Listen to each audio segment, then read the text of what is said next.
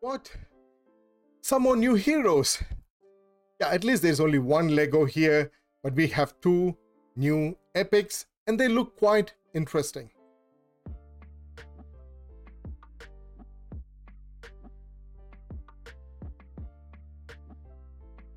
Hello everyone, this is Shinobi once again with another Awaken Kyocera video.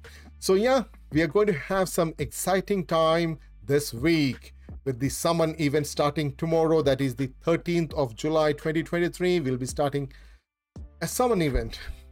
We're going to get a couple of Legos extra for our first two Lego pulls, and that's always good, you know. They should be introducing this every other month, at least every other month. And this is the second time they're going to do this, and that's awesome. Yeah, I'm going to do a summoning event tomorrow, and I'll also be giving away some giveaways, so do not miss out my summoning video tomorrow.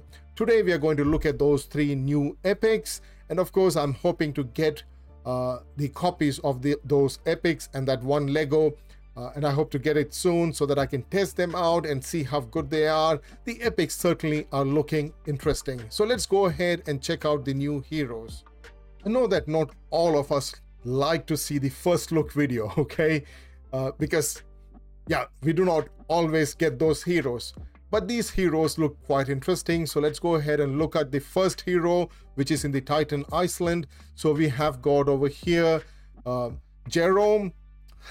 He looks like an orc rather than a Titan. I'm sorry, rather than a dwarf. But anyways, that being said, Jerome looks very, very interesting. His aesthetics is good. His attack is S tier, 1485 attack, 8 tier health, good enough defense, nice speed, 123 speed is good, and an okay crit rate. But then it doesn't matter if you have any crit rate on him or not. Why? Because his trait is Soul Cleaver's Edge. Attacks ignore 100% of the target's defense, but cannot trigger critical strike. Awesome. So he's going to always ignore 100% of the target's defense, which is a good thing. I wish there was some crit strike as well, but then that's fine. When an enemy gains defense up, he gains, that is, Jerome gains Sharpened Edge for 1 turn with a 1-round cooldown. That's great. Attacks, if he's ascended, his attacks will ignore 100% of the target's defense but cannot trigger critical strike. When an enemy gains defense up, gains Sharpened Edge for 1 turn and 1 bonus turn with a 1-round cooldown. Okay, so every time an enemy is going to get that defense up, he is going to do this. So what does Sharpened Edge do when attacking? Increases the damage based on the target's defense. So he's anyhow ignoring 100% of the target's defense, but he's also going to deal more damage based on the target's defense if they are getting a defense up. So remember that they have to gain defense up in order to get Sharpened Edge on him. Otherwise, he's simply going to ignore 100% of the target's defense. In any case, that is a really good skill to completely ignore the target's defense. We'll have to look at and test out to see how much of damage is he able to place because of this. He's not going to get any critical strike, so that ignoring defense has to give a good multiplier for him to be useful, and especially because he's a single target hero. Right, so his basic, it deals 90% damage to one enemy and gains Sharpened Edge for 1 turn. So he's anyhow going to gain the Sharpened Edge. Then his special, Hurricane Slash, it deals 120% damage to one enemy, recovers health equal to 50% of the damage dealt, good lifesteal, good sustainability, and gains attack up 2 for 2 turns. When attacked by enemy with defense up, reduces damage received by 30% and launches a counterattack with this ability up to 1 time per round. So he's basically going to be useful against bosses who are going to get defense up. So yeah, let's look at where we can use him while testing him out. So as a wood hero, he'll be very good against water heroes. So hopefully he can be used against the Frozen Titan, the Rift of Chaos. Let's see. Let's test him out later on. Okay, so his ultimate, Skyfall Cleave, it gains Sharpened Edge. So again, another ability that gives him Sharpened Edge for 1 turn and deals 165 damage to one enemy. So you have to remember, he's not going to do any crit damage. All he's going to do is to ignore the defense, okay? And applies unhealable that cannot be resisted, so no need to give him any accuracy. That's great. To the enemy for 2 turns, and if the enemy is killed, resets the ultimate ability's cooldown. I don't think he's going to be very useful in PvP, or maybe for clearing waves. This can be useful because he's just going to reset this cooldown. All right, so overall, he looks okay on paper, okay? He looks okay on paper. I'm not saying that he's really good on paper. We'll have to test him out to see how much of damage he's placing. And if he's able to deal a lot of damage, even without having any crit damage on him. So you do not have to give him any crit or crit damage. Just give him a lot of attack. That's it. A lot of attack and as much HP as possible, as much speed as possible. Those are the 3 basic stats I will be looking at placing on this guy. He doesn't need any accuracy. He's not placing any debuffs, and the debuff that he's going to place cannot be resisted. So what I'll be looking at is to give him a lot of attack and a lot of speed, as much speed as required, especially for Rift of Chaos, a lot of speed, and certainly some HP and defense as much as possible, just so that I can deal a lot of damage on the enemy. And because he's ignoring all defense, it's going to be really great. Even if you are having a defense up, he's not going to care about that defense. And in fact, he's going to deal more damage if someone has got a defense up. And he's also going to take less damage if someone has got a defense up. So basically, a hero where the stats can be, blotched up, and you can give the stats to specific areas and not worry about crit rate or crit damage, because he's anyhow not going to do that, right? So yeah, we'll test him out and see what kind of damage he's going to get. I'll be able to do that this week because we'll be getting that copy of him tomorrow or the day after, and then we'll be able to test him out. Tomorrow it's going to be summon event. So let's look at our first epic, Aristotle from the Holy Light Empire. So let's see what he can do. He has got not really good attack, okay? B tier attack, B tier health, B tier defense, but A tier speed, 129 speed. That's awesome. Okay, really fast hero. Okay, no crit rate.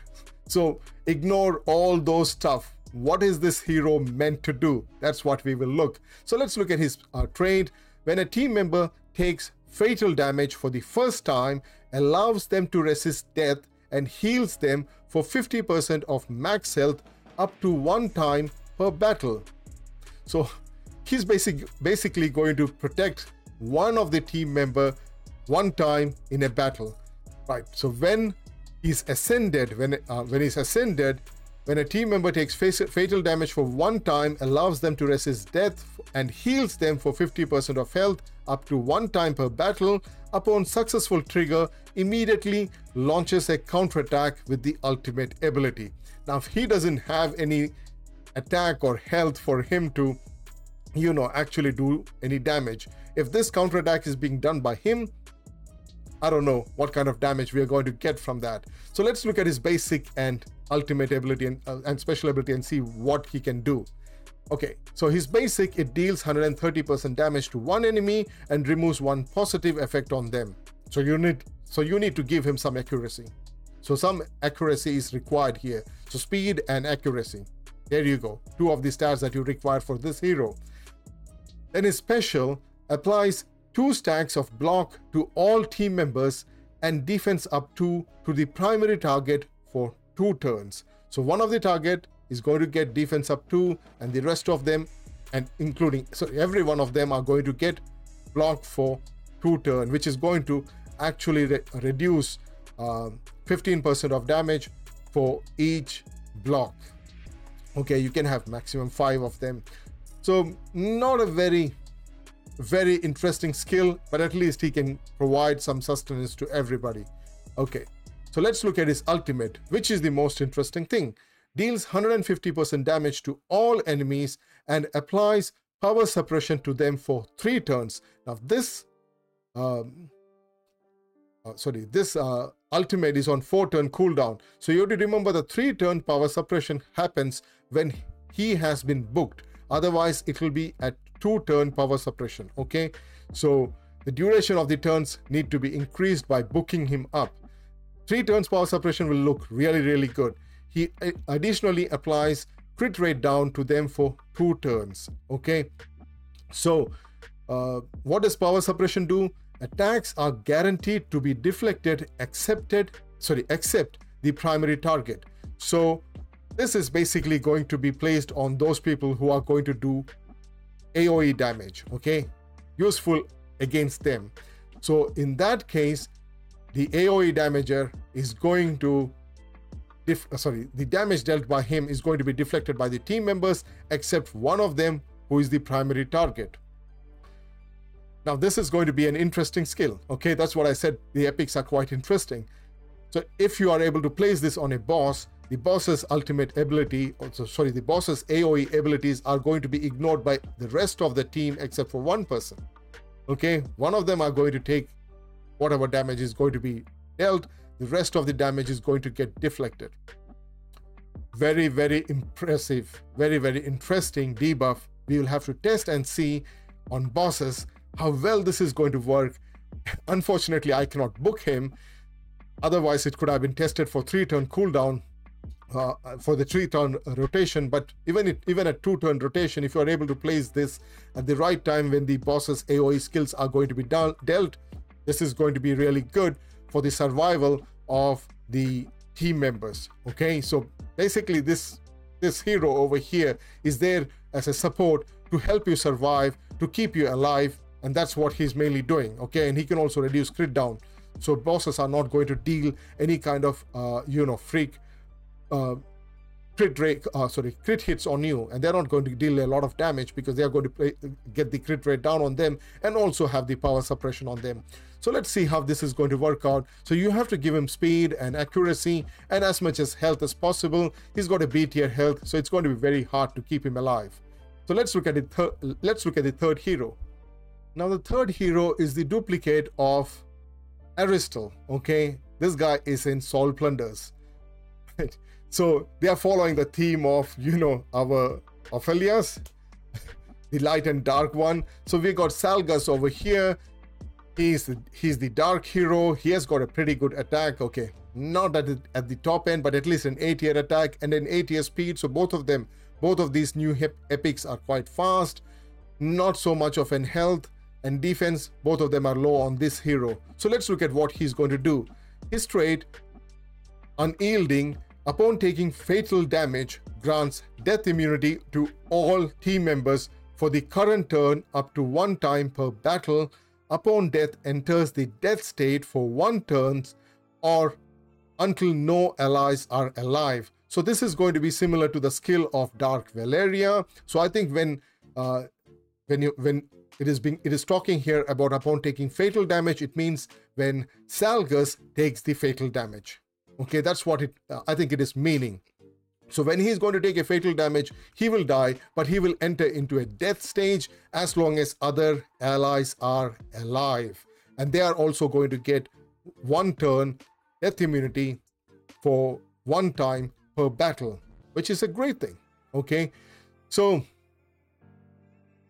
when he's ascended, he is going to enter into death state for 2 turns or until no allies are alive. So this is only for 1 turn. So unlike Dark Valeria, he's not going to be in the death state for perpetuity as long as the allies are alive. He's going to be there only for 1 turn if he's unascended, and he's going to be there in death state for 2 turns if he's ascended. So not really as powerful as Dark Valeria, but still, it is still interesting. Okay, so let's look at what his other skills do. So his basic ability, it deals 130% damage to 1 enemy with 60% chance to apply silence to them for 1 turn. When this hero has death, trigger chance is increased by 100%. So I don't understand. His death is going to be there only for 1 turn. That's what the trait is saying. So upon death, enters death state for 1 turn or until 1 ally are alive. So I don't understand, if he's going to be there only for 1 turn, what is he going to do with the basic? Anyway, as long as he's alive, he'll be able to do the silence based on his, from his basic. And if he's dead, then the silence is going to be for 100% chance. So that it cannot be resisted, basically. Sorry, the trigger chance is 100%, but it will require a lot of accuracy. Then his special final settlement, it deals 120% damage to all enemies and removes all positive effects on the primary target. When this hero has death, additionally applies no positive effects that cannot be removed to the to the primary target for 2 turns.